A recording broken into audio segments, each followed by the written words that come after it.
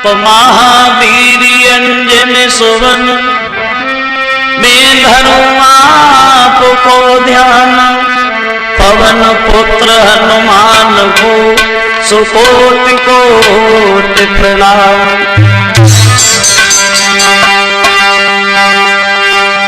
तो दीन बंधु दया निधि और है प्रभु न्यायाधीश, तुम सदा सहायक दीन के, मैं तुम्हें नवाऊं शीश।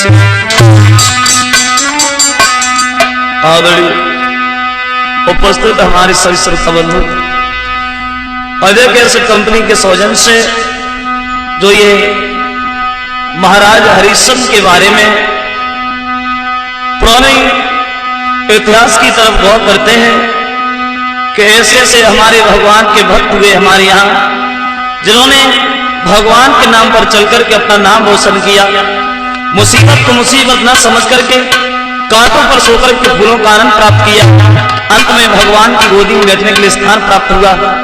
मेरा रजनेश परम पूज्य गुरुदेव ब्रजेश कुमार शास्त्री जी का भांजा। तो आइए देखते हैं, ये महाराज हरिश्चंद्र के घर में जब कोई संतान पैदा नहीं हुई तो एक दिन इनकी पत्नी तारा इनके पास बैठ के रोने लगी, बोली महाराज मैं तो बड़ा परेशान है। क्यों परेशान हो? तो पत्नी कहती है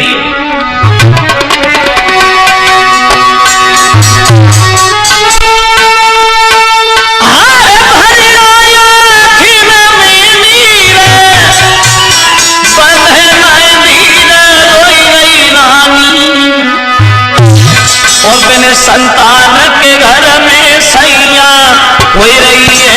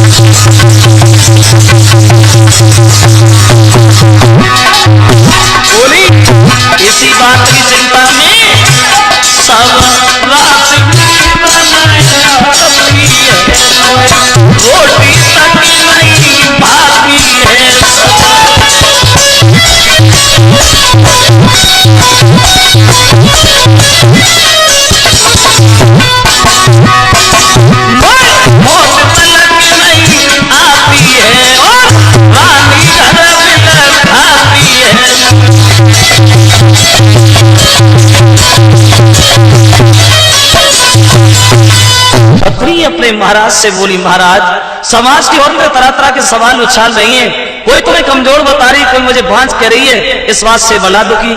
तो महाराज हरिश्चंद्र समझाने लगे, सुनो तारा, सुत देना न देना और देकर के छीन लेना, ये सब परम पता परमेश्वर की अनुकंपा हुआ करती है महारानी, और ये चिंता करना गलत। और बोले कि ये चिंता बड़ी चिता से है जो नर को निर्जीव बनाती है।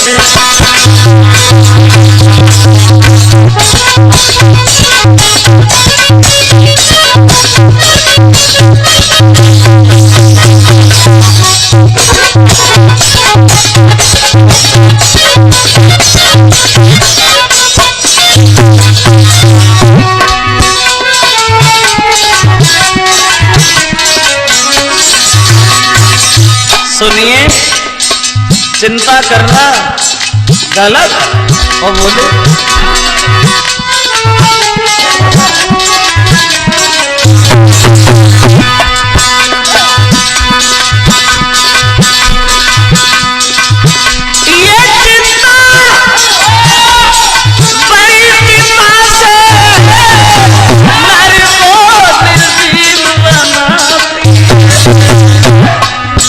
मुर्दा को चिता जलाती है, चिंता जीवित को खाती है।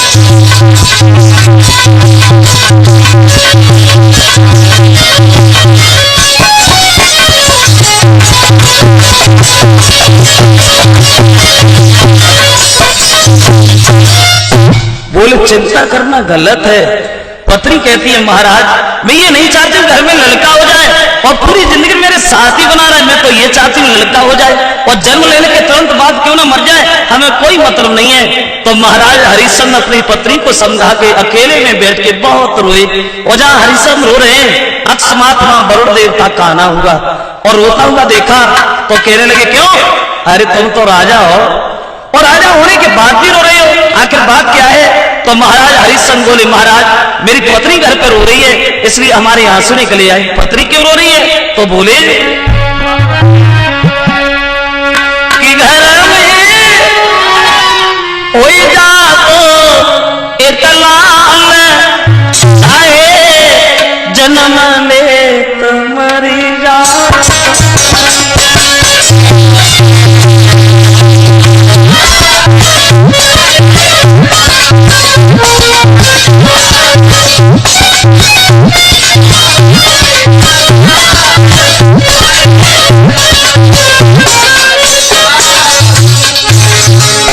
बोले महाराज मेरी पत्नी की इच्छा है घर में लड़का हो जाए,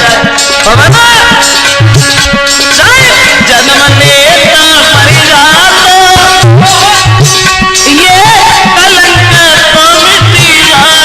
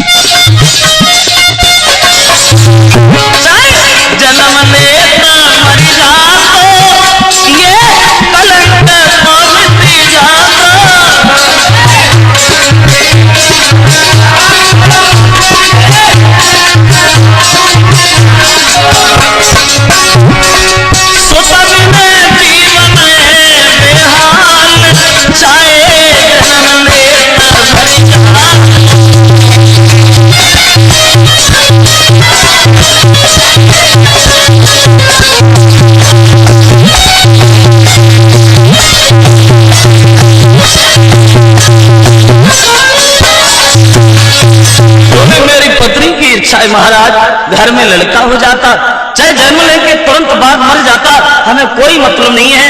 तो वरुण ने हरिश्चंद्र की जही बात पकड़ी, बोले क्या का लड़का हो जाए मर जाए तो तुम रोगे तो नहीं, बोले हम क्या करेंगे। तो कहने लगे सुनो लड़का तो हो जाएगा, खूब उस बच्चे को देके खुशियां मना लेना, मगर अंत में उसी बच्चे को तुम हमारे यज्ञ में चढ़ा देना। कहो मंजूर है, बिना सोचे समझे हरिश्चंद्र ने हामी वर्दी बोले ठीक है। हरिश्चंद्र लौटे आई।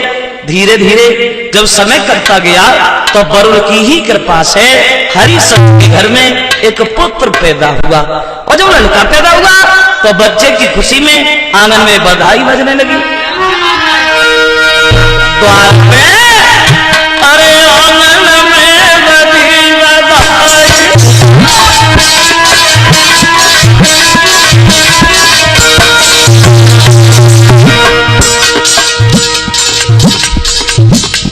बधाई बज रही है। बच्चे की खुशी में वो बात तो भूल ही गए जो वरुण से फायदा करके आए थे।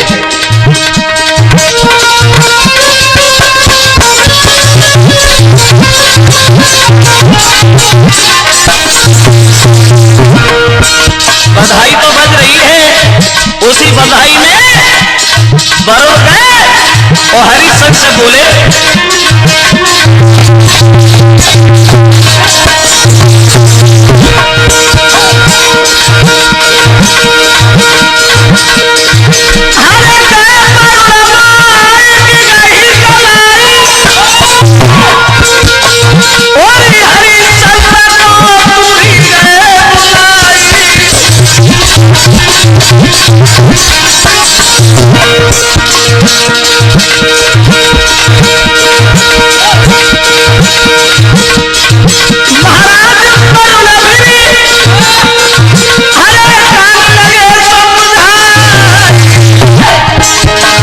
और इच्छा पूरी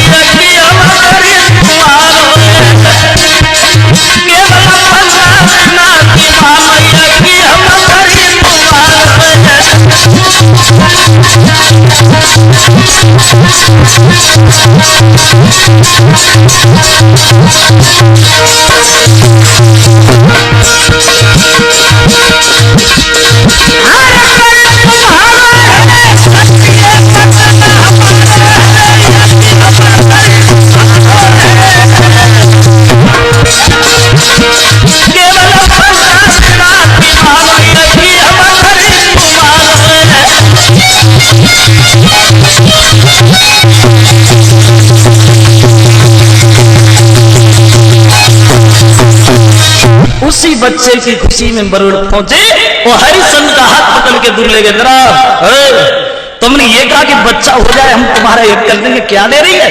बोले महाराज आप 15 दिन के बाद आना तब हम तुम्हारा यज्ञ करेंगे। वरुण वापस चले गए। 15 दिन के बाद आए। बोले अब क्या दे रहे? बोले अभी बच्चा यज्ञ में चढ़ाने के लायक नहीं हुआ, तब हो जाएगा। बोले जब बच्चे के दांत निकले तब आना।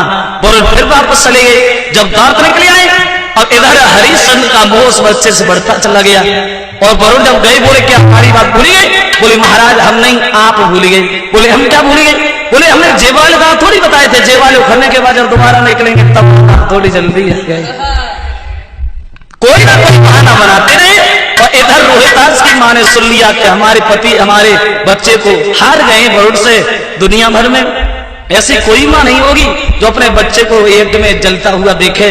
रात में गोद में बैठा लिया और बोली बेटा माँ साहब कि भग गया लला मेरे अंगना से रमे गया।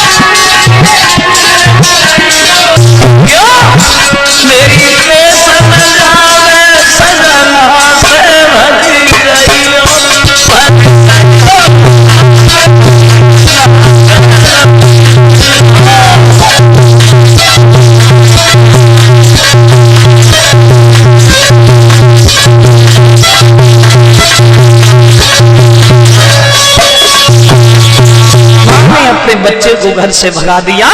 तो इसी बात के बदले में हरिश्चंद्र में वरुण में घर पे लड़ाई हो गई। वरुण बोले तुमने अपने बच्चे को छुपा दिया है। तो इसी बात के बदले में पवन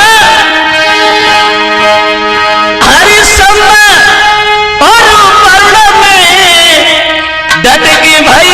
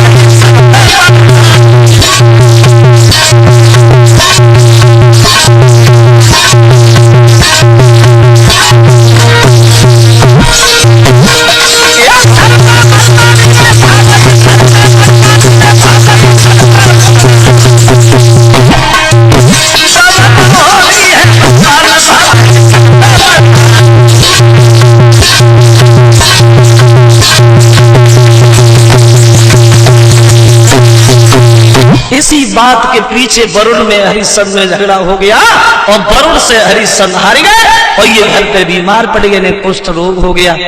इधर हरिश्चंद्र घर पे है और इधर रोहितास जंगल में है। 3 दिन हो गए, भूखा प्यासा वन में घूम रहा है। एक वृक्ष की छाया में बैठ गया, सोचने लगा भगवान वैसे कहने को मैं राजा का लड़का हूं, मगर कैसी है हमारी किस्मत जो खाने को नाज नहीं है।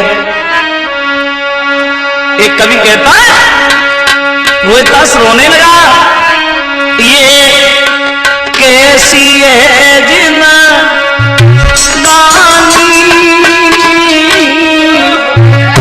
और ना मिले पियन को पानी, ये कैसी है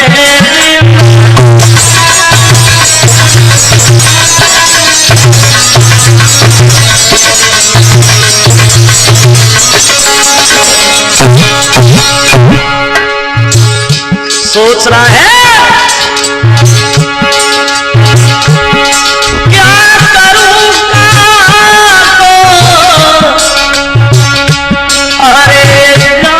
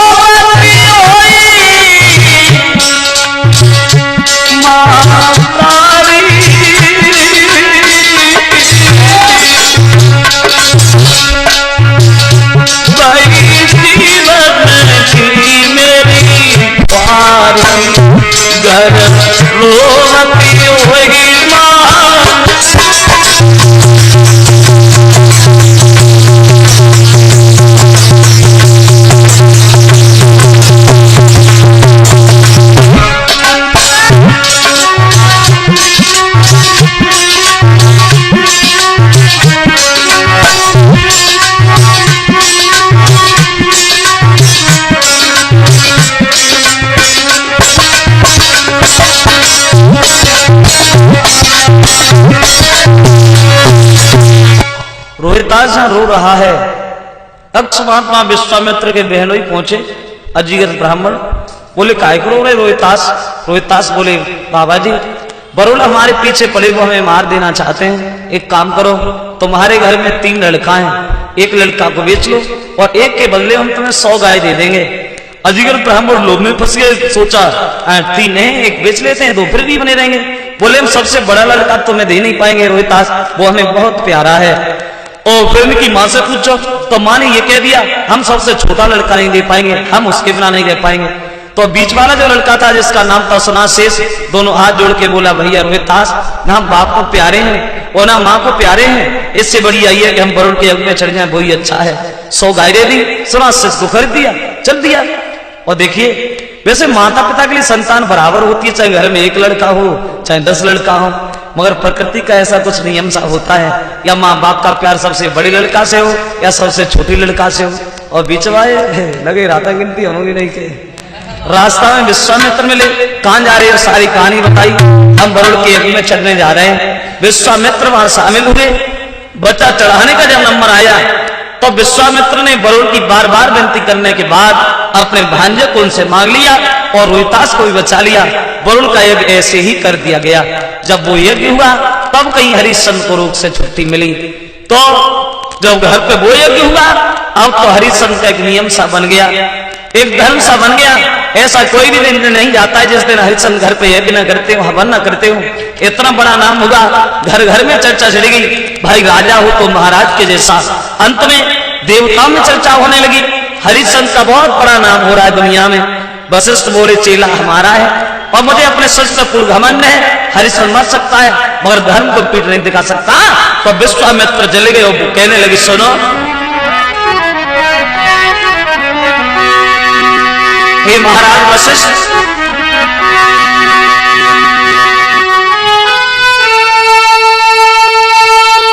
तो सब होता है और पर सीमा सबकी रहती है। और सावन भादों के दिन पाकर नदियां भी चढ़ के बहती है।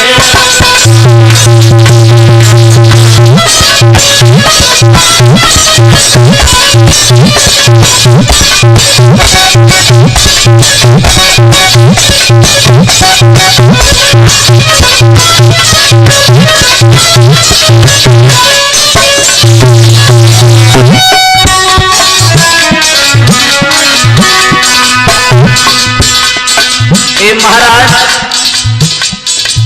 तुम हमारे सामने और हरिश्चंद्र की बड़ाई कर रहे हो, ऐसा नहीं है। और बोले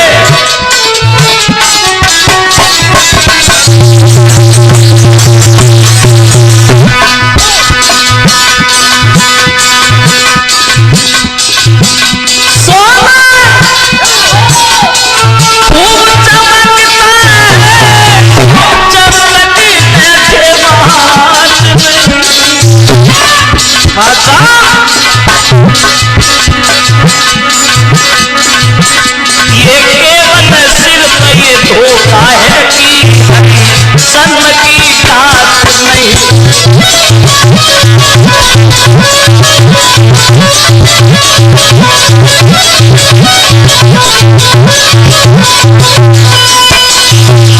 उत्तर दिया सोना तब तक नहीं चमकता है जब तक वो आंच में न डाला जाए। ये केवल धोखा है। अगर आप तो हम हरिश्चंद्र की जांच कर लें। बोले हमें पूर्ण घमंड है, हरिश्चंद्र मर सकता है मगर धर्म को कभी नहीं पीठ दिखा सकता। तो विश्वामित्र बोलेगा एक ही झटका में मैंने हरिश्चंद्र को नाम दिखा दिया तो मैं भी गाद का पुत्र नहीं का जा। चले महाराज सबसे पहले सुअर बने और जहां हरिश्चंद्र का बाग है उस बाग में प्रवेश करते हैं। और वो अरे तीनों हरी भरी फुलवारी,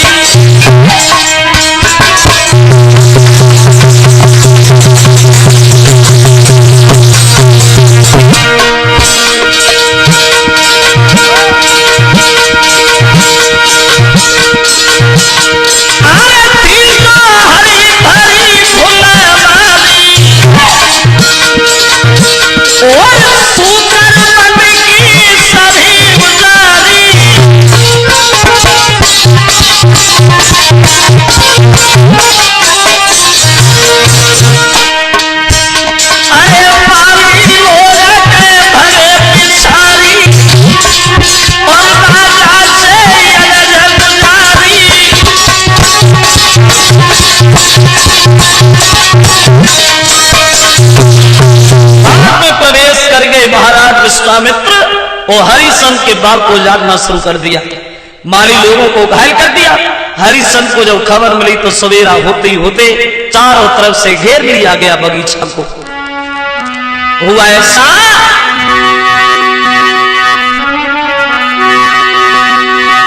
कि घिरे गो बाग झट राजा को और जन्नत से सरदार से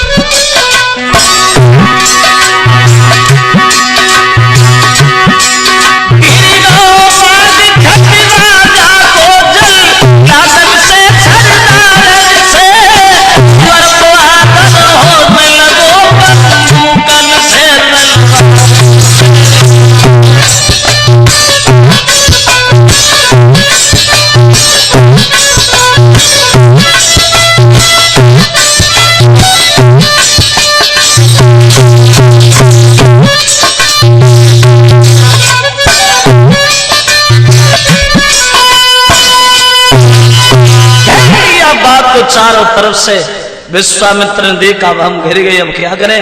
तो जहां हरिश्चंद्र खड़े हैं उनके पास से घुरघुराते हुए भागे। विश्वामित्र आगे, हरिश्चंद्र पीछे भागने लगे। भागते गए, बहुत दूर निकले गए। पीछे मुड़ के देखा, हरिश्चंद्र तो काफी पीछे पर रह गए।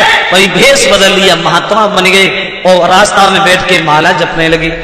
हरिश्चंद्र पास में पहुंचे, बोले महाराज आप कितनी देर से बैठे इधर, कोई सुअर गया है क्या?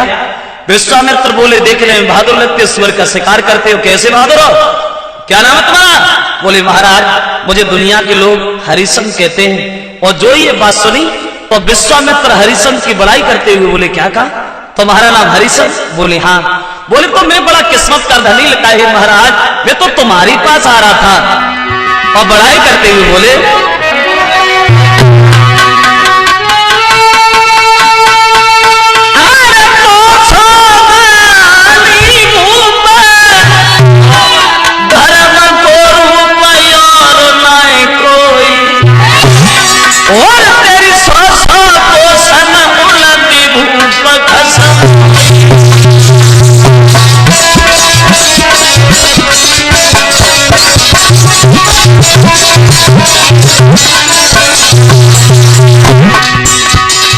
बड़ा नाम हो रहा है और वही बड़ा नाम खींच के हमें तुम्हारे यहाँ ले आया, क्या हमें भी कुछ मिलेगा क्या? तो हरिश्चंद्र दोनों हाथ जोड़े और बोले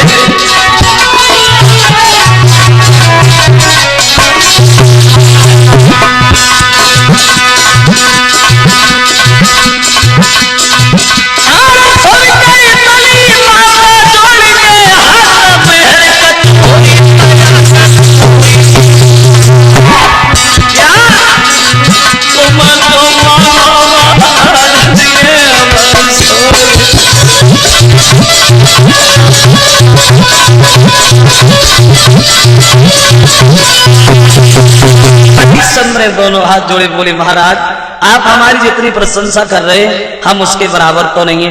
हाँ इतना जरूर है, जो भी हमारे यहाँ आता है जो मांगता है हम उसे वो तो दे देते। क्या आपको भी कुछ चाहिए? बोले हमें कुछ नहीं चाहिए महाराज, मेरे ऊपर गरीबी है और इस गरीबी में एक कुंवारी कन्या घूम रही है। ये महाराज हमें अपने लिए नहीं, जिस द्वार पे जाता हूँ मुझे बिना दहेज के कोई बैठने नहीं देता भगवान, इसलिए ज्यादा नहीं कि ब्राह्मण में कहीं कुछ अधिक नहीं और थोड़ा सा दान चुकारा।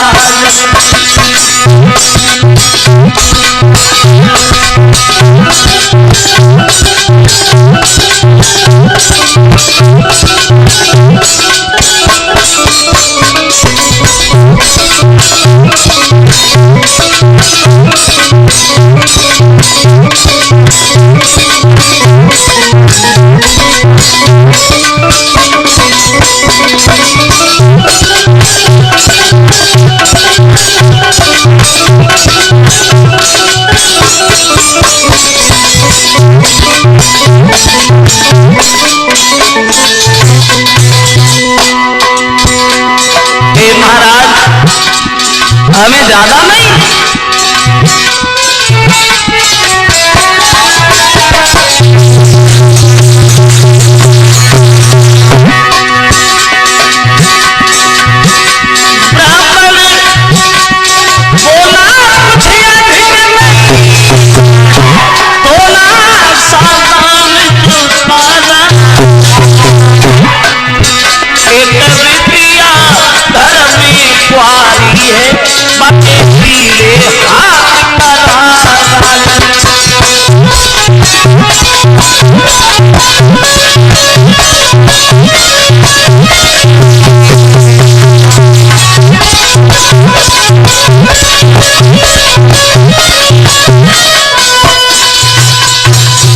ज्यादा नहीं, इतना धन हमें दे दो जो हम अपनी बेटी की शादी किसी अच्छे घर में कर सके। बोले महाराज अभी तो कुछ नहीं है, घर पे चलो तुम्हें घर पे चल के देंगे। विश्वामित्र बोले घर पे क्या करेंगे, हम तो बड़ा संतोषी महात्मा यहीं से लौट जाएंगे। बोले कुंजी और लगाम के अलावा कुछ भी नहीं है। बोले तो क्या हुआ, कुंजी लगाम ही दे दो, हम तो बड़ा संतोषी महात्मा है। नहीं समझ पाए महाराज और वो कुंजी लगाम ही उनके हाथ में दे दी। विश्वामित्र ने जल्दी जल्दी में संकल्प पढ़ दिया, सुनो जो भी दक्षिणा देनी है वो तुम्हारी इच्छा अनुसार, मगर हमारे संकल्प के पढ़ाई की दक्षिणा हमारी इच्छा अनुसार। बोले कितनी है? बोले ज्यादा थोड़ी है, 60 भार सोना है बस। बोले चलो घर पे चल के देंगे। घर पे पहुंचे, हरिश्चंद्र गद्दी पे, विश्वामित्र नीचे खड़े हैं। बोले हमें दक्षिणा चाहिए। अब हरिश्चंद्र ने एक नौकरों को इशारा दिया, बोले महाराज को जाकर के 60 भार सोना दो और इनकी बेटी की शादी के इतना धन और दे दो जो ये अपनी बेटी का विवाह किसी अच्छे घर में कर सके। जो ये बात कही तो विश्वामित्र बोले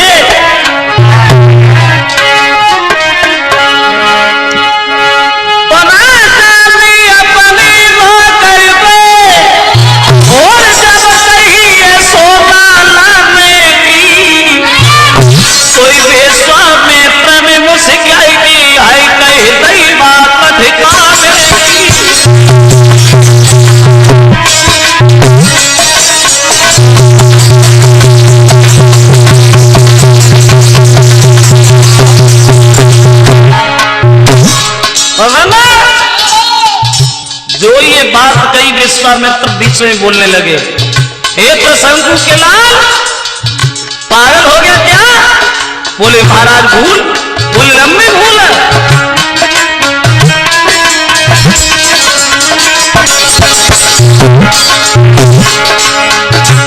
बोले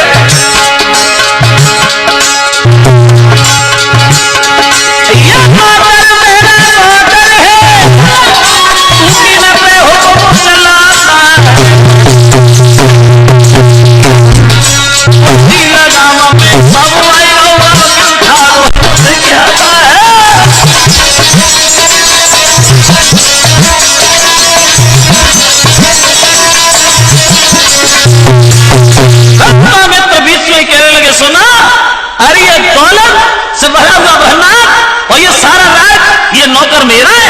अब हमें वो चाहिए जो तुम्हारे राज से बाहर है। क्या समझे? जो ये बात कही हरिश्चंद्र को थोड़ी देर ये होश नहीं रहा कि हम खड़े कहाँ हैं, मगर अपने धर्म की तरफ देखा तो सर से मुकुट उतार के ब्राह्मण के सर पर रख दिया।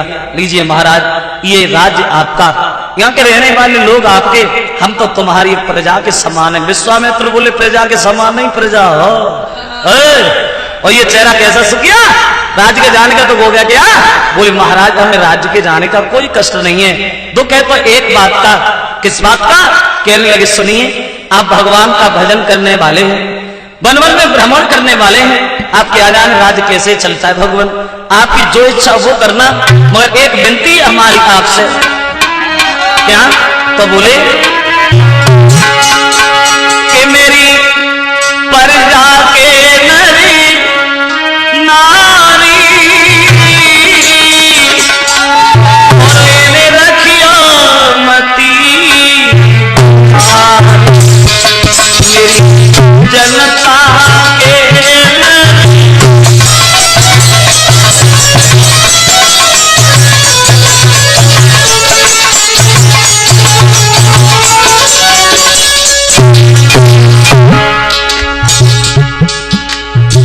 महाराज कहने लायक तो नहीं है, मगर कहेंगे जरूर भगवान।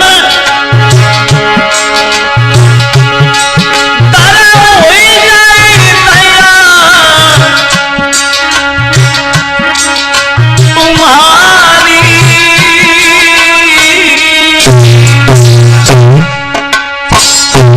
हम रहेंगे सदा गर हुई जाए मेरी।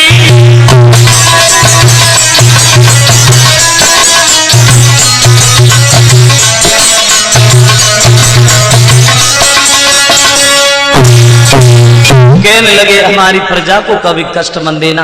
विश्वामित्र बोले पागल हो गया, चाहे वो कष्ट दे, चाहे दुखी रखे, चाहे सुखी रखे, बीच में तुम्हारे बोलने का कोई अधिकार नहीं है। मुझे दक्षिणा चाहिए अभी इसी वक्त।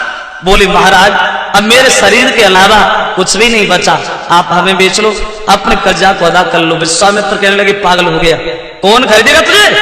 और अगर कोई खरीदने के लिए तैयार भी हो गया तो 7 भार सोने बहुत महंगे पड़ोगे हरिश्चंद्र, कोई नहीं लेगा।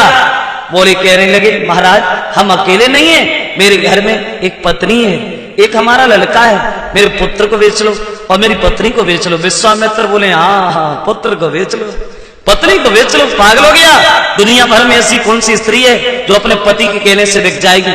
एक बात बताऊं, छोटी सी बात, सुख ही सुख, मतलब बोले मतलब ना, बोले कि सतवादी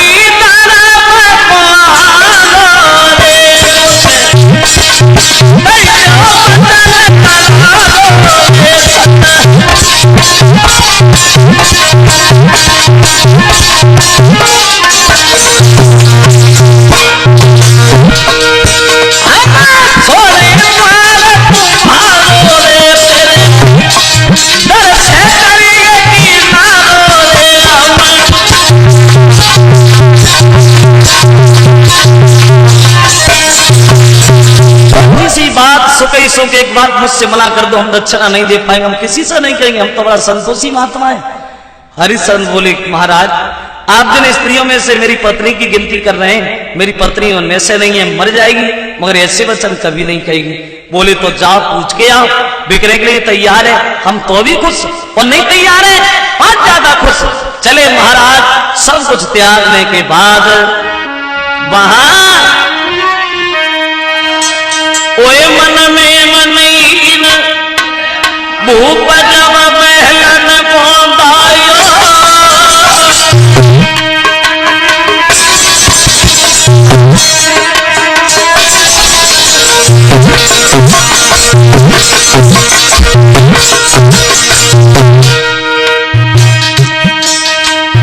ओए मन में मनईन भूप जब बहलन गोंदायो,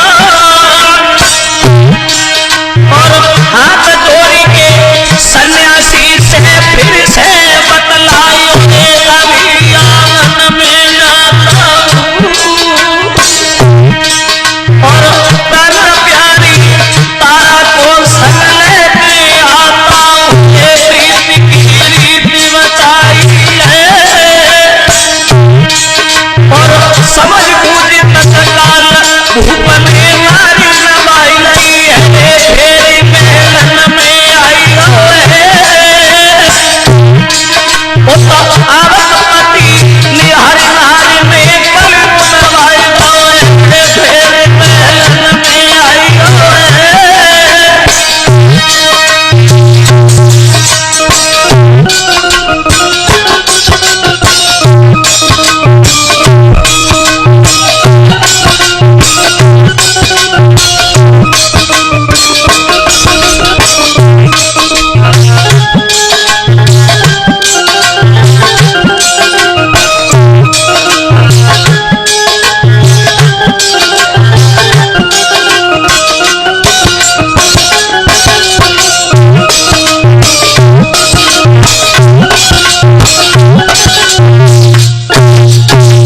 बहुत सम्मान करती है पत्नी अपने पति का और चेहरा उदास निहार करके एक सवाल करती है, महाराज पहले जब तुम आते थे बड़ा खुश होके आते थे, आज इतने उदास इतने मनहीन होकर के काय को आए, आखिर बात क्या है?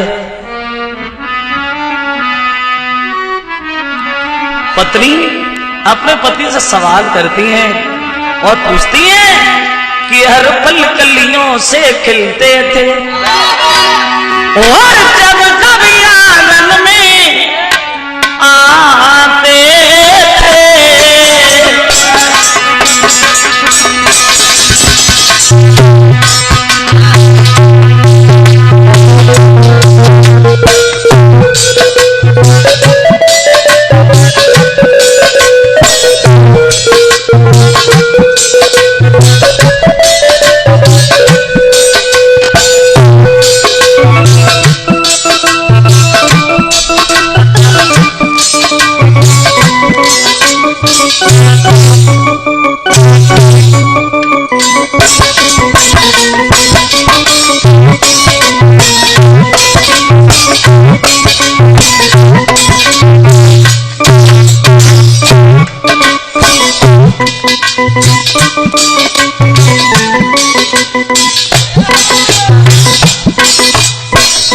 बोलो ना, पहले में और अब में बहुत अंतर है और पत्नी सवाल करती है, भगवान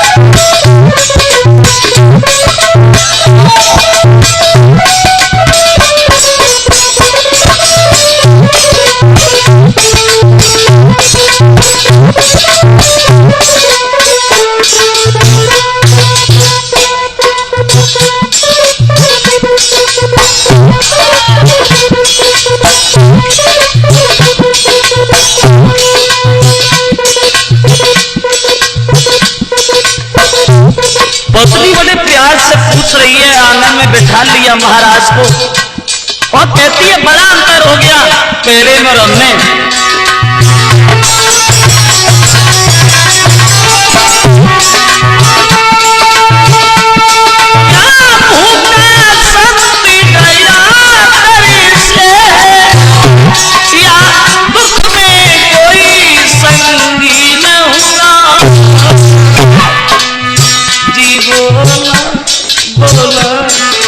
से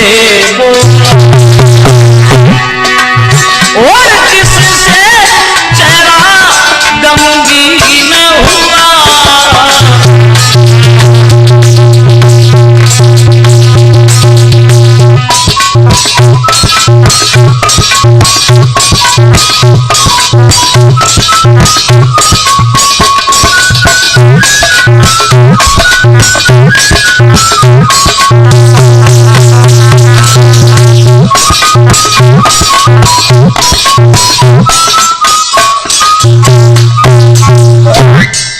पत्नी ने अपने पति से पूछा, महाराज पहले और अब में बड़ा अंतर हो गया।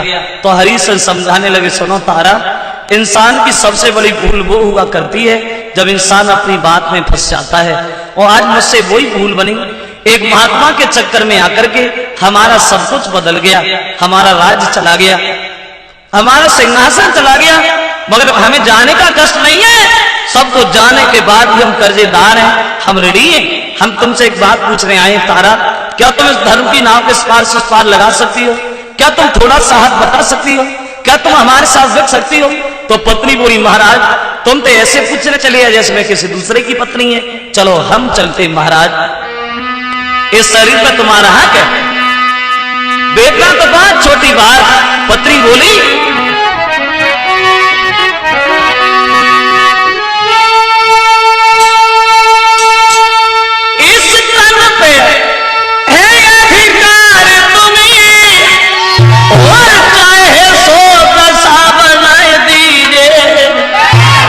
और बेचना को मैं बड़ी बात टुकड़े टुकड़े करवाई।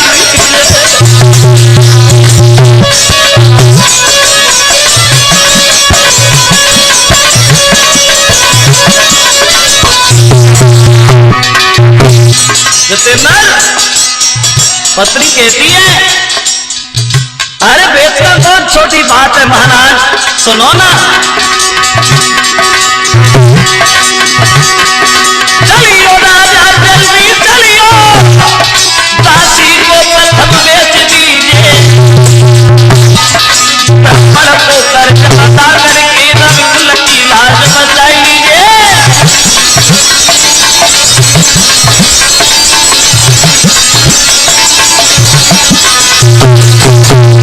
रोहितास आ गया, बोले पिताजी हम भी तुम्हारे साथ चलेंगे। कहने लगे वस्त्र आभूषणों पे हमारा तुम्हारा कोई हक नहीं है, थारा तुम्हारे पास कोई फटी पुरानी साड़ी रखी हो वो पहन लो। क्या दशा है जब तीनों प्राणी चले हैं काशी में बिकने के लिए। एक कवि कहता है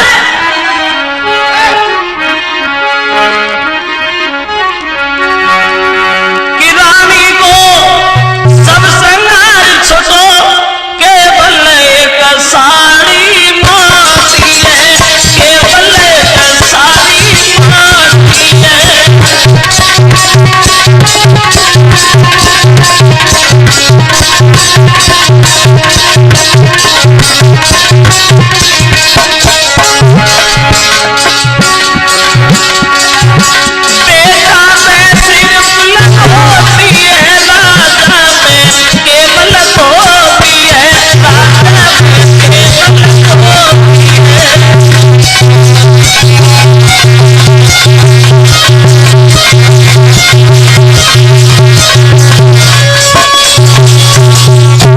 प्राणी जब चले हैं काशी में बिकने के लिए, भाग रहे हैं। जिस रानी ने कभी घर से निकल करके देहरी नहीं देखी थी, आज काशी में बिकने के लिए जा रही है। क्या दशा है तीनों प्राणियों की, नंगे पैर भाग रहे हैं, पानी भी नहीं पिया।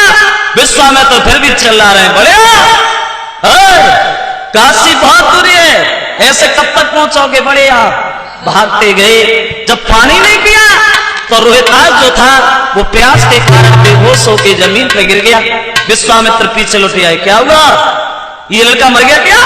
बोले नहीं महाराज, प्यास के कारण बेहोश हो गया है। विश्वामित्र कहने लगे अभी बेहोश हुआ है, थोड़ी देर बाद मर जाएगा, और मर जाएगा तो तुम्हारा क्या बिगड़ जाएगा, नुकसान तो हमारा है। तुम तीनों में से एक भी मर गया, कौन देगा हमारे संकल्प को पढ़ाई दक्षिणा। ये ले मेरा कमंडल, इसे पानी पिला ले, जिन्ना बनाए रहे, मरे नहीं। बोले हम नहीं पिलाएंगे महाराज, आप पूछ लो। गए विश्वामित्र, कहने लगे रोहितास देख लिया तेरा बाप कितने पत्थर दिल का है, तेरा नहीं हुआ और किसका होगा, मगर तेरा तरस मुझसे नहीं देखा जाता। ये कमंडल लो, पानी पी लो। रोहितास बोले बाबा जी हम पानी नहीं पिएंगे। क्यों, तो बोले कि रोहित ने जवाब दिया, हे ब्रह्मलैया वो तो ज्ञानी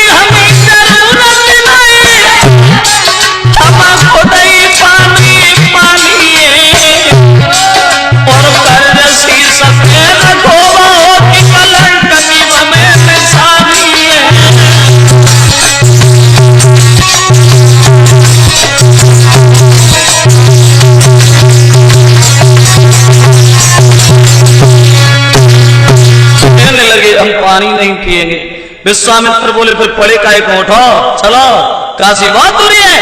पहुंच गए काशी के बाजार में, विश्वामित्र आवाज लगाने लगे, तीन प्राणी बिकने के लिए आए हैं, उम्र में अंतर है, कीमत में कोई अंतर नहीं है। और आवाज लगाई विश्वामित्र ने वहां काशी में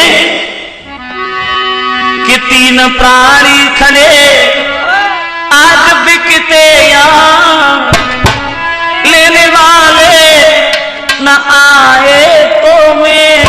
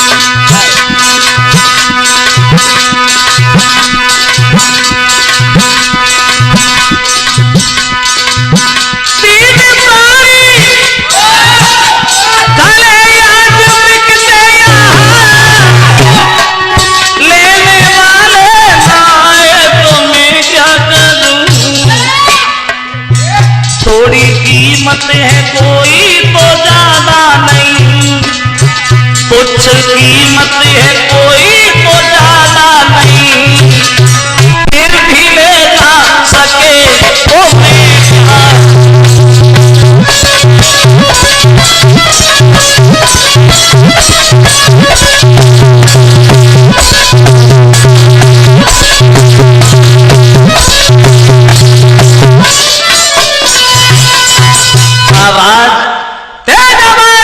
उस आवाज को सुनकर के लंबी भीड़ लग गई। वहां देखने वाले तो बहुत हैं मगर खरीदने वाला कोई नहीं है। ये बात चल रही है वहां अकस्मात वहां एक मेहतर पहुंच गया। बोले कौन बेचा है? विश्वामित्र कहने लगे हम क्या चाहिए? बोले इस लड़की को, इस लड़का को छोड़ करके इस नौजवान को तो हम खरीद सकते हैं, वो भी तब खरीदेंगे जब हम इस नौजवान से ये कहलवाओ अगर ये हमारे घर पे मरघटिया का काम करता रहे तो। हरिश्चंद्र ने दोनों हाथ जोड़े और कहने लगा महाराज, राजा बोला मरघटिया से घटिया भी काम दे दीजिए, लेकिन बाबा जी के ऋण से कोई ऋण कर लीजिए।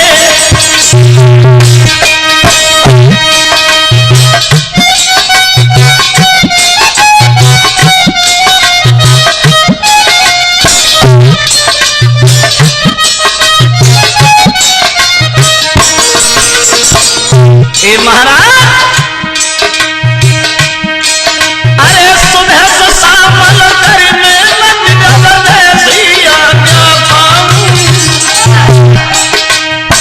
अरे बोले ये सुबह से शामल करने लग जब जैसी आज्ञा पाऊं, करके सारों कम लौट की बात दिखाता।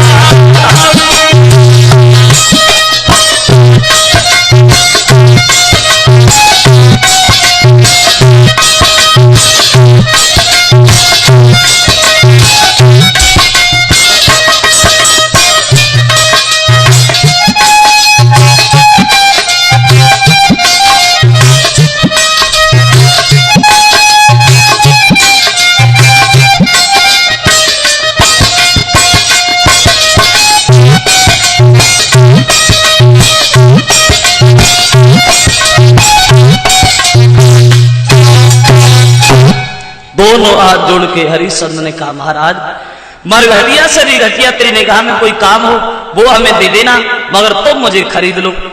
ब्राह्मण इधर मेहतर कहता वो नहीं खरीद लूंगा। विश्वामित्र बैठे हुए हैं, एक ब्राह्मण वहां पहुंच गया। बोले इन्हें कौन बेच रहा है? बोले हम। क्या चाहिए? बोले इस लड़की को, इस लड़का को हमें दे दो। ये लड़की घर पर भोजन बनाती रहेगी और ये लड़का बाग से पूजा के लिए फूल लाता रहेगा। 20 बार सोना उधर से मंगाया, 40 बार सोना इधर से मंगाया। फिर पति और पत्नी पुत्र तीनों प्राणी पास ही पास खड़े थे।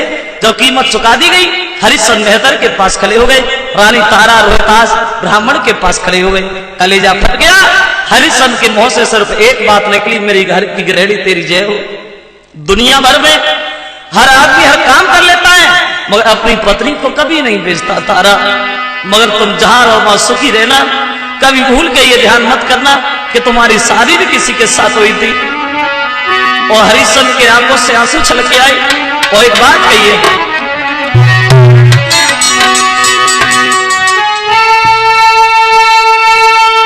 जाओ नर मरते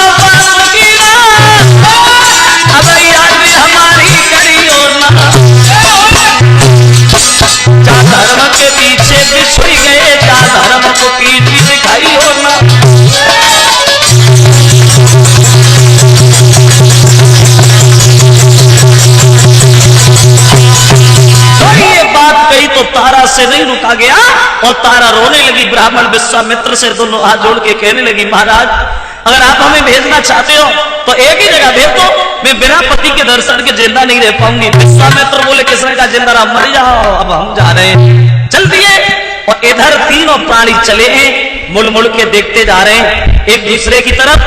जब हरिश्चंद्र काफी दूरी पर निकले, तारा से नहीं रुका गया और तारा दौड़ी, आवाज लगाई, महाराज थोड़ी देर रुक जाइए। और बोली, चला ठहरी जाओ, और तो फिर क्या नहीं है, क्योंकि अभी मैंने जी भर के देखा।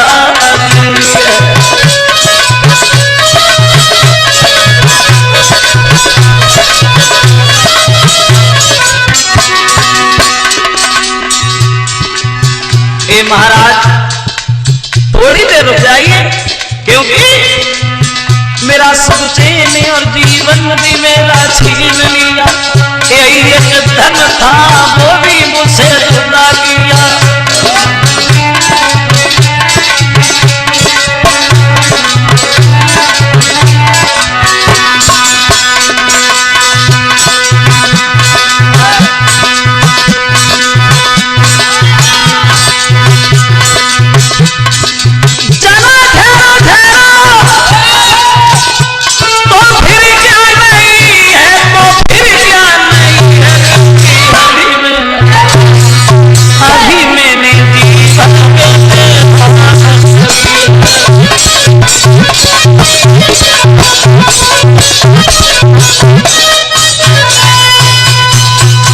हरिश्चंद्र समझाने लगे, रो नहीं टुकड़ा, मोह जाल में फंसना अब हमारा तुम्हारा ज्ञान फन है। जाओ। पूरी रात लेट करके विश्राम किया महाराज हरिश्चंद्र ने। सवेरा हुआ, मेहतर सामने पहुंच गया। क्या हो रहा है? सो रहे हो? अरे 20 बात सुना दिया हमने, सोने के लिए नहीं। उठा, ये झाड़ू उठा और जल्दी जा, काशी की गलियां साफ करके आओ। चल दिए महाराज काशी की गलियां साफ करने को। देखिए समय को बदलते देर नहीं लगती, पता नहीं समय कौन सी जगह पे कब छोड़ के चला जाए। जैसे साल में मौसम बदलता है, ऐसे ही हर आदमी के जीवन में मौसम बदलते हैं। एक कवि कहता है, सदा दिन एक से किसी के न गुजरते देखे, इंसान दुनिया में सड़ते उतरते देखे।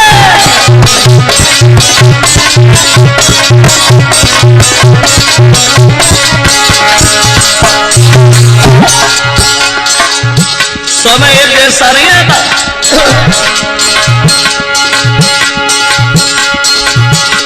जिन लोगों ने किया था लाखों का लेना देना, लाखों का लेना देना, वही पैसा पैसा को हाथ फैलाते देखे, सदा एक से किसी के उतरते देखे।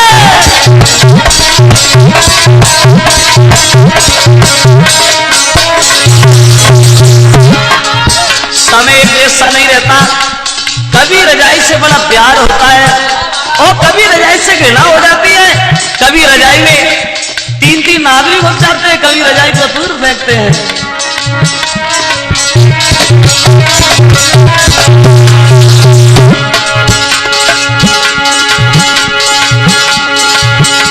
जो लोग सीना खोल के शेर से दहाड़े थे, वही लोग बेलों से डरते हमने देखे, सदा एक से किसी के उतरते देखे।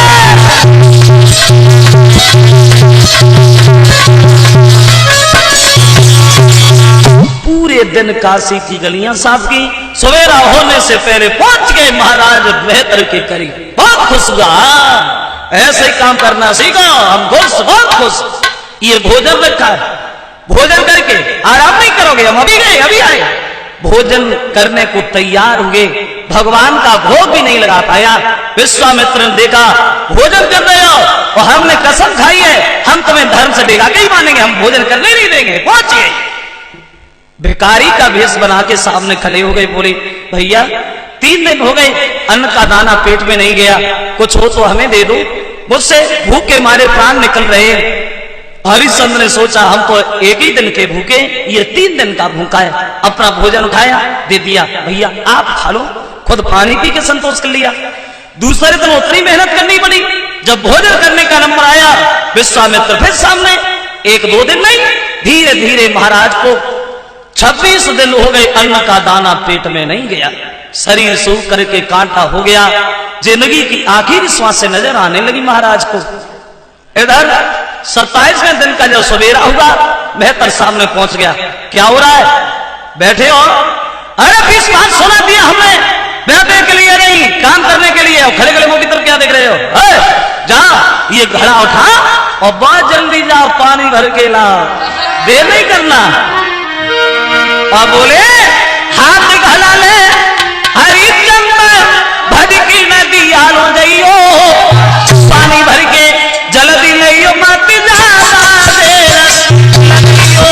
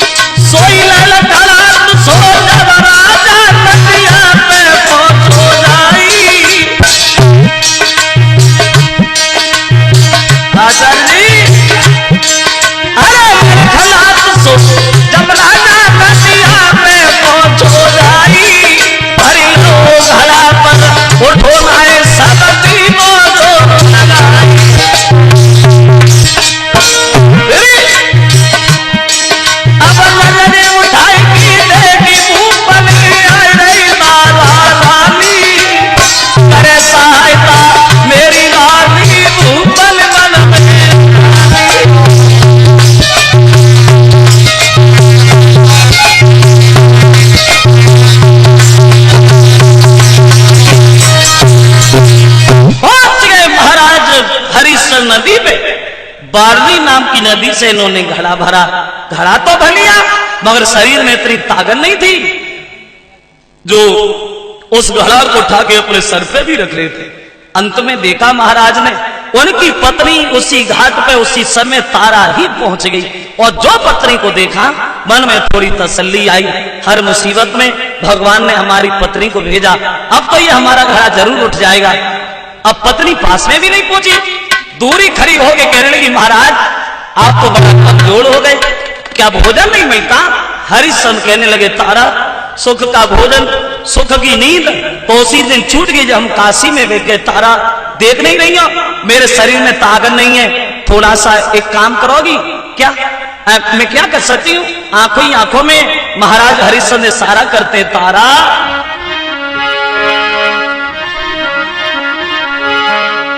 कि प्यारी उठवाई दे, और रनिया उठवाई दे गगरिया जल की भरी।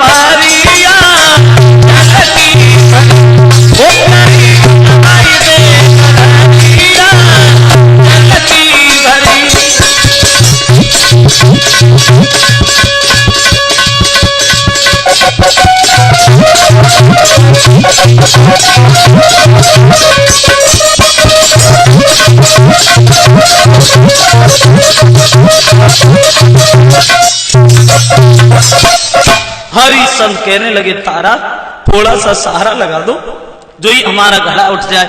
और जो ये बात सुनी पत्नी बोली महाराज पागल हो गए क्या? अरे घड़ा उठवा दो, अरे उठवाना तो बहादुर, हम तुम्हारे घड़ा को छुएंगे भी नहीं। बोले क्यों, क्या तुम हमारी पत्नी नहीं हो? बोले बोल कुछ भी सही, मगर हम तुम्हारे घड़ा को नहीं छुएंगे, क्योंकि तुम्हारे हाथ में मेहतर का घड़ा है, वो हमारे हाथ में ब्राह्मण का घड़ा है। अगर हमने तुम्हारे घड़ा को छू लिया तो मेरा धर्म नष्ट होगा महाराज। इसलिए हाँ, हम तुम्हें एक उपाय बता रहे हैं, उस पर चल जाओ, ज्यादा ताकत नहीं लगेगी। अब बोली कि तुम्हें देवी अकली बताई है, चल मैं घोटिया उठाई है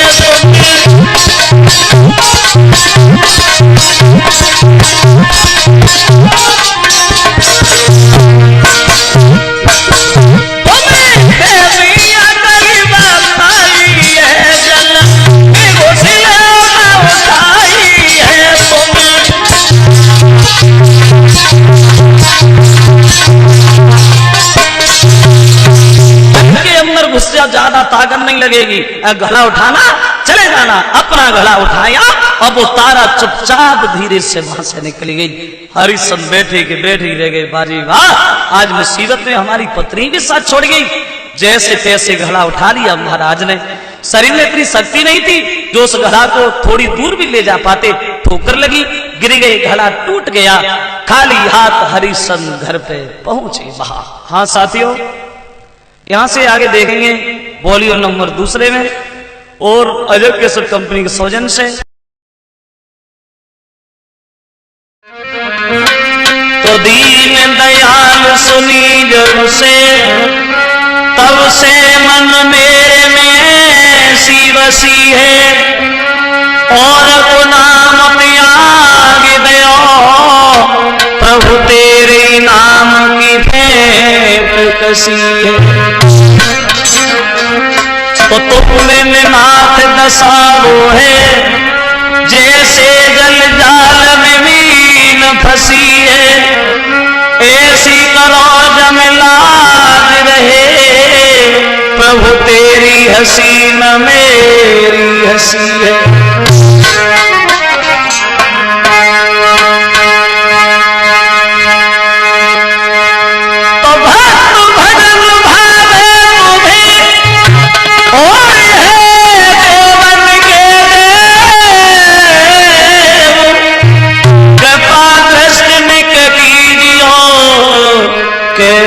कैलाशपति महादेव। हाँ साथियों, देखते हैं आगे दूसरे भाग में महाराज हरिश्चंद्र के बारे में। अजय केसर कंपनी के सौजन से मैं रजनेश परम पूज्य गुरुदेव ब्रजेश कुमार शास्त्री जी का भांजा हूं। तो आइए देखते हैं आगे। जब महाराज गए खाली हाथ, घड़ा जब टूट गया और जब मेहतर ने खाली हाथ महाराज को देखा तो कहने घड़ा कहां है? हरिश्चंद्र हाथ जोड़ के बोले भगवान वो घड़ा मुझसे टूट गया। कहने लगा अगर ये काम मुझसे नहीं होगा, एक काम करो, ये लाठी उठाओ और शमशान में जाओ, पहरा लगा। इधर महाराज हरिश्चंद्र पहरा लगाने लगे शमशान में। एक बात और कहिए सुनो, बिना टका के मुर्दा जलना नहीं चाहिए। इधर महाराज को पहरेदारी कर रहे हैं। आओ इधर देखें, जारानी तारा रोहितास रह रहे वहां। एक बार ब्राह्मण बोला, तारा तेरा लड़का इतना बेसहारा हो गया है, एक पैसे का काम नहीं करता, एक काम करो उससे कहो बाग में चला जाए और पूजा के लिए फूल तोड़ लाए।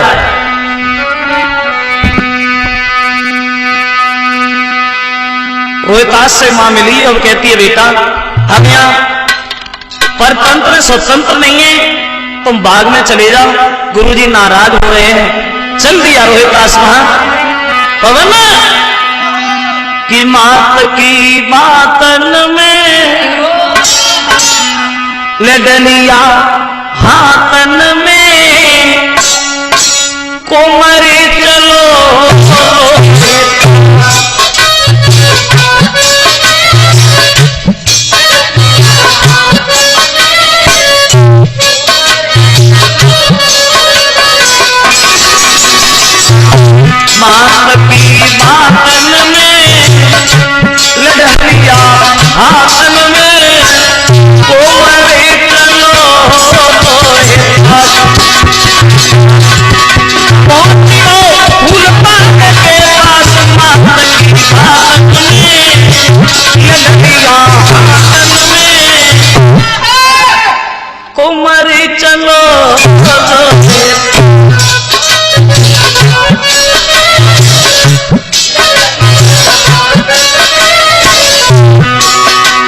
पहुंच गया फूल बाग में।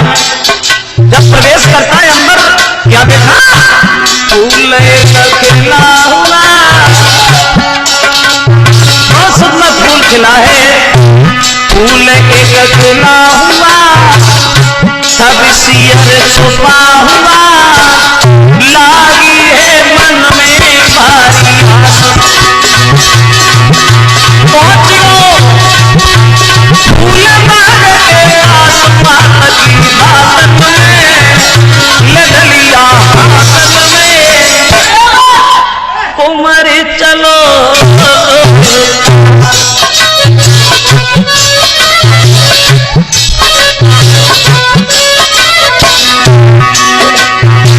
पहुंच गया, एक बहुत सुंदर फूल खिला है। सोचा चले से तोड़ लेते हैं। बहुत खुश हो रहा है रोहितास, मन में विचार करता है आज इस फूल को लेके जाऊंगा। गुरु जी बड़े खुश होंगे। जैसे फूल तोड़ने के लिए हाथ आ गए, विश्वामित्र बेटा आ गए हम, आइए।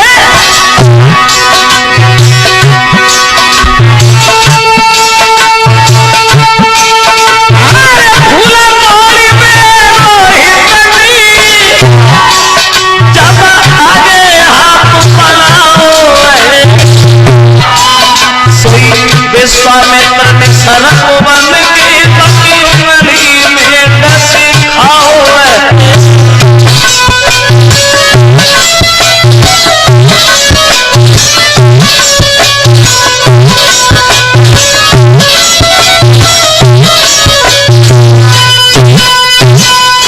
विश्वामित्र ने महाराज हरिश्चंद्र के पुत्र रोहितास को उंगली में डस लिया और इधर रोहितास तड़पने लगा, मुंह से झाग निकलने लगा।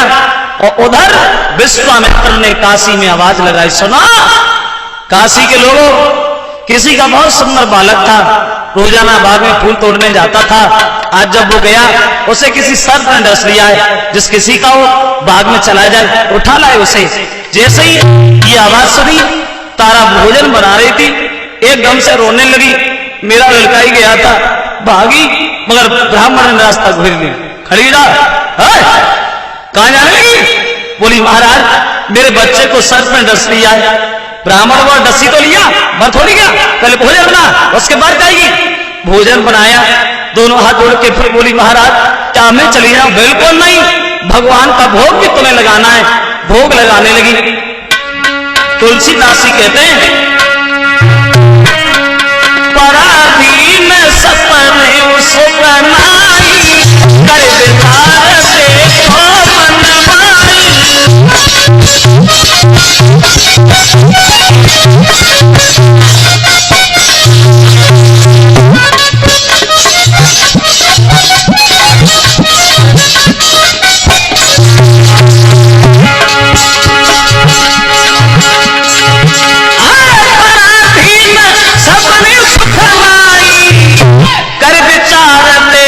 मनमाई।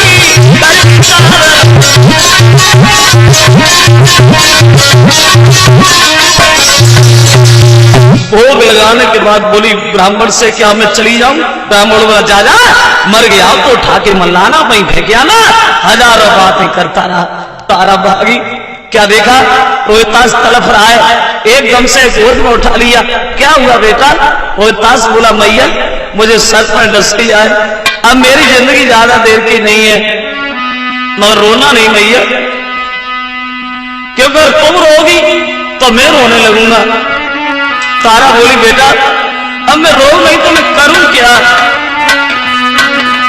रोहितास बोला मैया लियो जन्म सो मर तुहे, तीर दिल में दीजिए एक बार पुचकार मैया, प्यार मोसे कीजिए। तारा रोने लगी, बोली बेटा मैं तेरे बिना कैसे रहूंगी?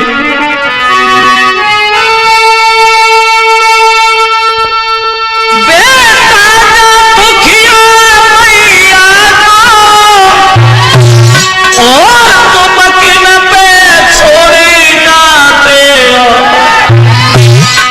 अब धर्म के मल्हा बन करके नैया मझधार डुबाते हो।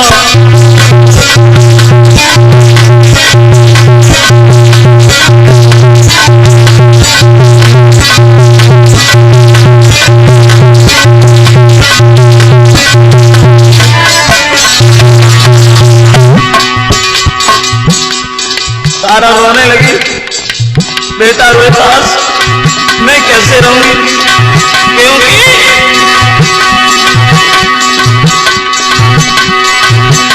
हर पद से बिछुड़न वाला मैंने तेरी आस लगाई, अब तू मोह को छोड़ चलो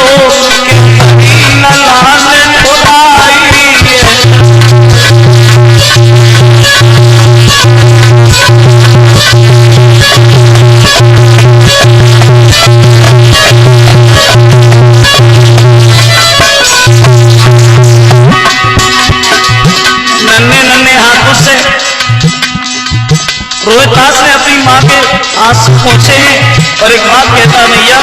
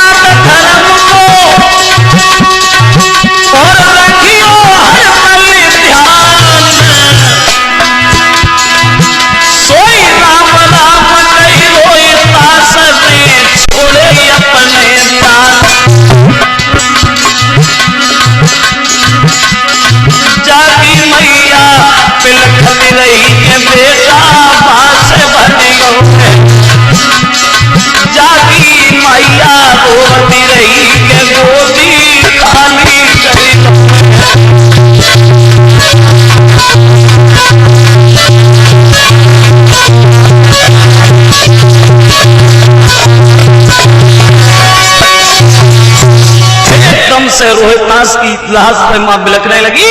और जब रोहितास खत्म हो गया, पछाड़ खा के तारा रोने लगी, रोहितास मैं तेरे बिना कैसे रहूंगी।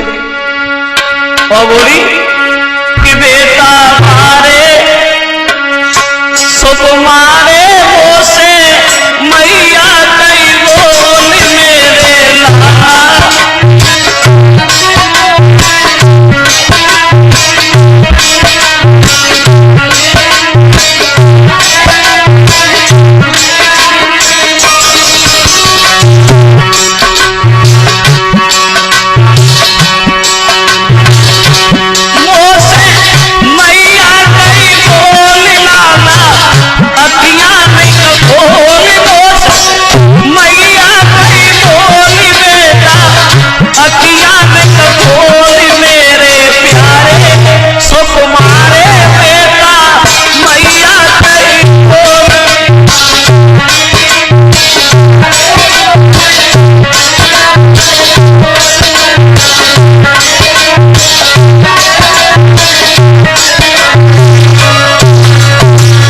तारा रोने लगी अपने बच्चे की लाश पे, कभी छाती से लगा लेती है, कभी ध्यान आता है तो एकदम से प्राण ध्यान करने लगती है। बोली है माँ अजिरोवती माता बूझी रही मैया,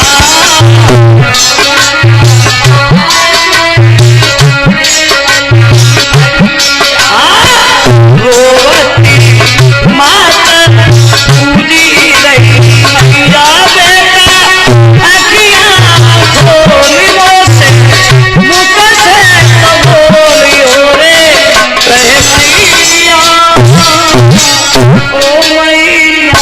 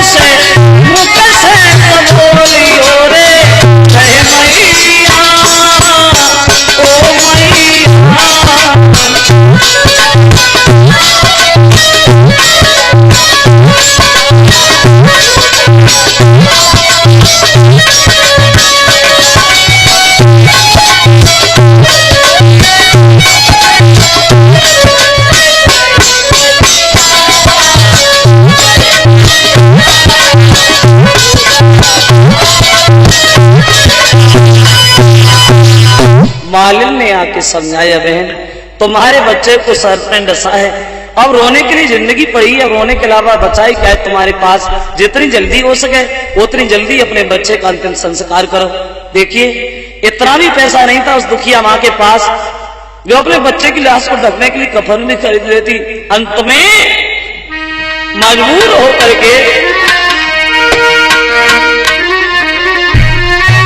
आधी सारी थारी मात ने लला को कफन बनायो, लेके पुत्र की लाश अगारी को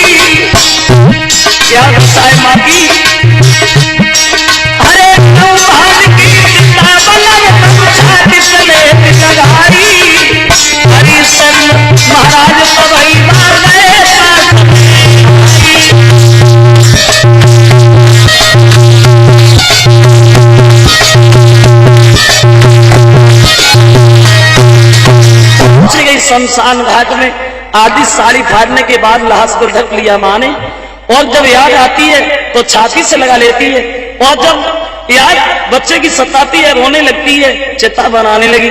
रोने की आवाज जब महाराज हरिश्चंद्र के कानों में पड़ी, एकदम से पहुंचे, कौन रो रहा है? और जो तारा को देखा, तारा तुम यहाँ क्या करने आई? सोई पुत्र के मुख से मैया ने दीनों का फना हटाई,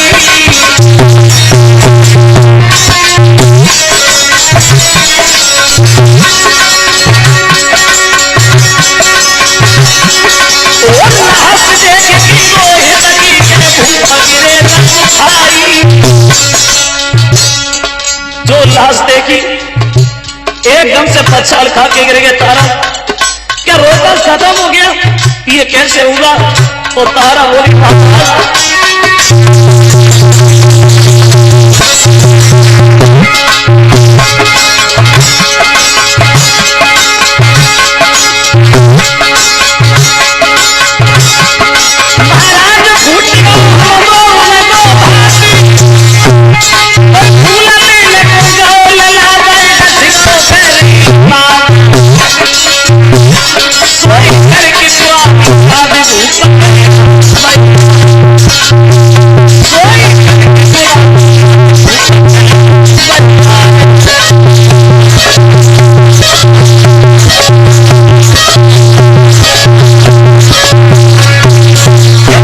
रोहितास की लाश को निहार के हरिश्चंद्र रोने लगे। तारा क्या रोहितास खत्म हो गया?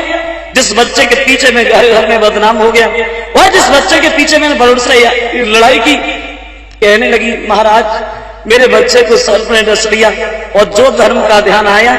हरिश्चंद्र बोले तारा माफ करना, क्या तुम्हारे पास टका है? पत्नी बोली महाराज कैसी बातें कर रहे हैं, इतना भी पैसा नहीं था जो बच्चे की लाश को ढकने के लिए कफन भी खरीद लेती, अब टका की बात करते हैं। हरिश्चंद्र बोले तारा तो इस बच्चे को उठाओ दूसरी जगह ले जा, मेरे महाराज का हुक्म है, बिना टका के मुर्दा नहीं चल सकता। पत्नी बोली महाराज क्या ये लड़का आपका नहीं है? हरिश्चंद्र कहने लगे नादान औरत, जो भी लड़का मेरा है तो तू भी मेरी पत्नी है, ध्यान कर वो पुराना, कितनी बार मैंने तुझसे कहा मेरा घड़ा उठवा दे, तूने एक नहीं मानी।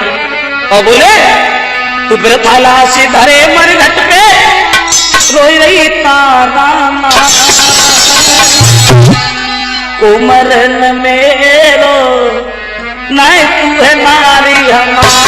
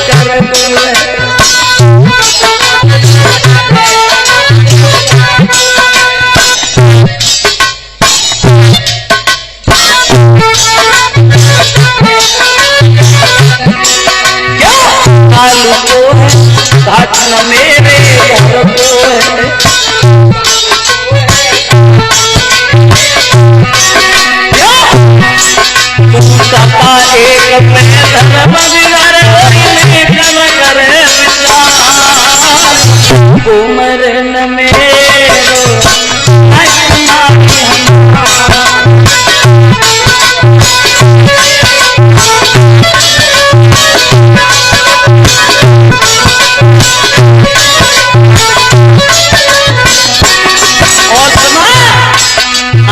काशी में के सुबह सपना पे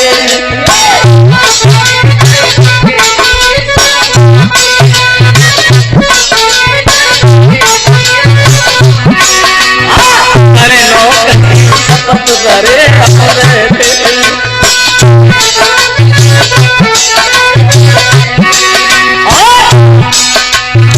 प्रमोद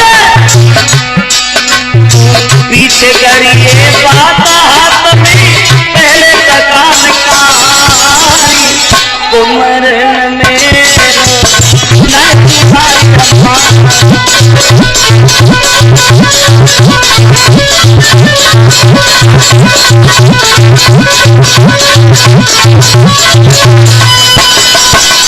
बिना टका के अमृता नहीं जलेगा तारा।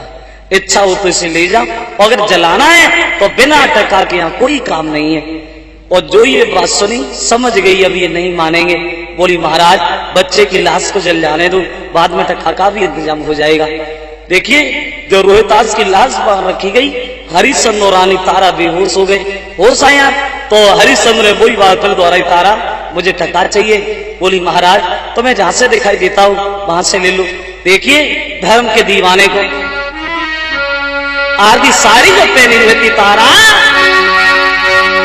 जैसी हाथ आगे किया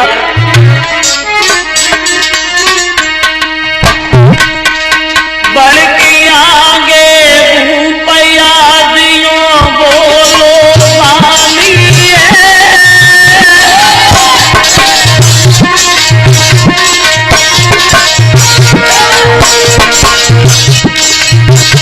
अरे बढ़ के आगे भूपया दियो बोलो मानी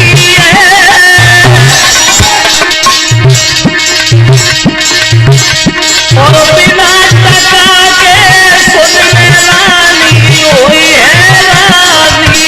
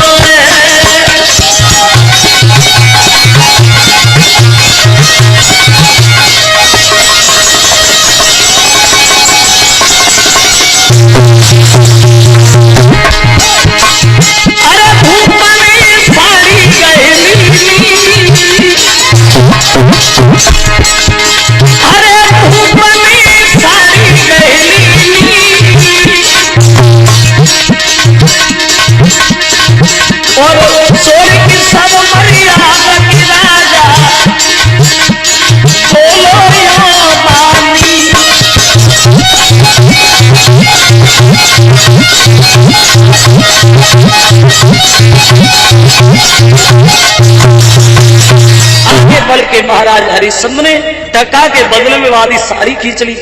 और जब साड़ी खींच ली तो शर्म के कारण तारा वहां से भागी और बेहोश होके गांव से बाहर एक मंदिर पे जाके गिर गई। और जहां तारा बेहोश पड़ी है, विश्वामित्र ने देखा मौका बढ़िया है, अब एक खेल और खेल लेते, हमारा क्या जा रहा है। एक बच्चे को उठा लाए और तारा के पास में लिटा दिया। हुआ ऐसा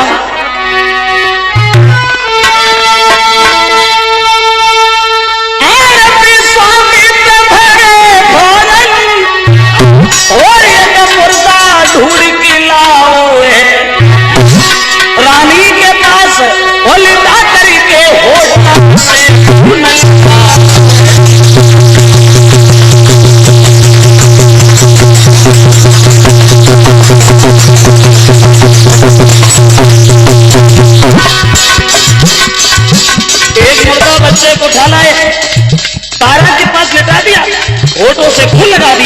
और गांव की गलियों में आवाज लगाई।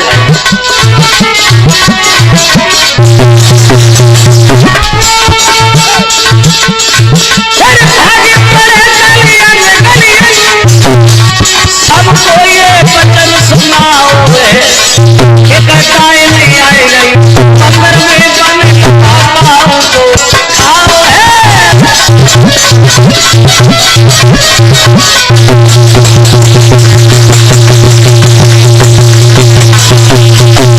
गांव में जाके आवाज लगाई, सुनो काशी के लोगों, गांव से बाहर जो मंदिर है उस मंदिर में गाय आई है जो दूसरे की संतान खा रही है।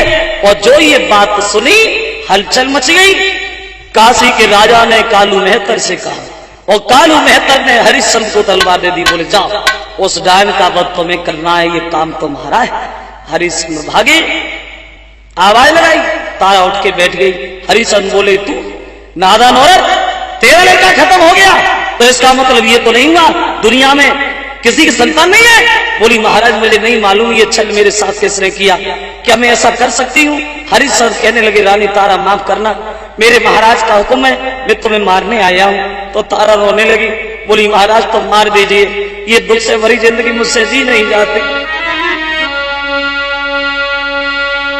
जैसी हरिश्चंद्र ने हाथ ऊपर किया, दांती पीस के राजा ने तलवारी अरे चलाई।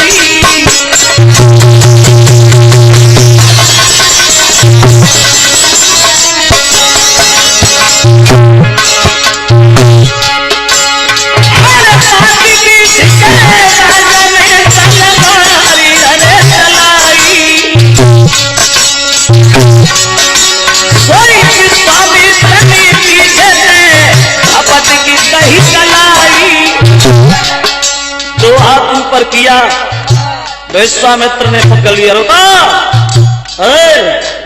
पागल हो गए क्या? एक निर्दोष सबला के ऊपर हाथ उठाना अच्छा नहीं लगता। और पवन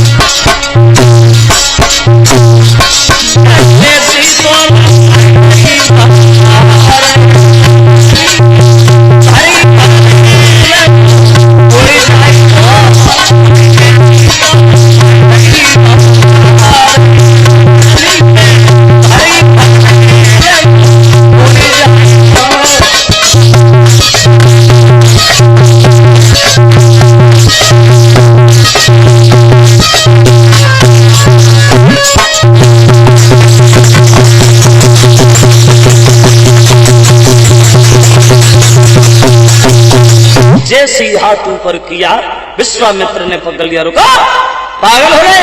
एक निर्दोष सबला के ऊपर हाथ उठाना ये बहादुरों का धर्म नहीं होता। देवता फूल बरसाने लगे। वहां वशिष्ठ ने भाग करके हरिश्चंद्र को छाती से लगा लिया। धन्य है मेरे लाल, मुझे पता था तुम मर सकते हो मगर धर्म को कभी पीठ नहीं दिखा सकते। और रात तारा हरिश्चंद्र चुपचाप खड़े, कुछ समझ में नहीं आ रहा है। तो विश्वामित्र ने समझाया, सुनो महाराज, एक दिन तुम्हारी गुरुजी से हमारी बहस हो गई, इसलिए हमने तुम्हारी जांच की। हरिश्चंद्र बोले जांच? और इतनी कठिन जांच? हे महाराज, तुमने हमारी जांच तो की मगर ऐसी जांच करने के लिए कलयुग में मन जाना, बिना अपमान हुए नहीं बचोगे, झोली फाड़ दी जाएगी।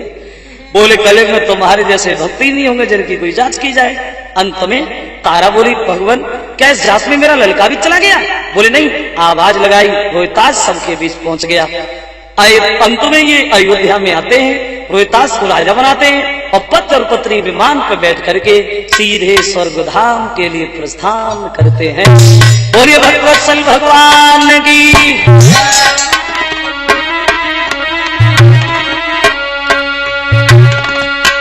करके रोए प्रभु हरिश्चंद्र बासे चल दीने, हरिश्चंद्र बासे चल दीने। और तो मैं सुन ले दुख जीवन में ध्यान माए की।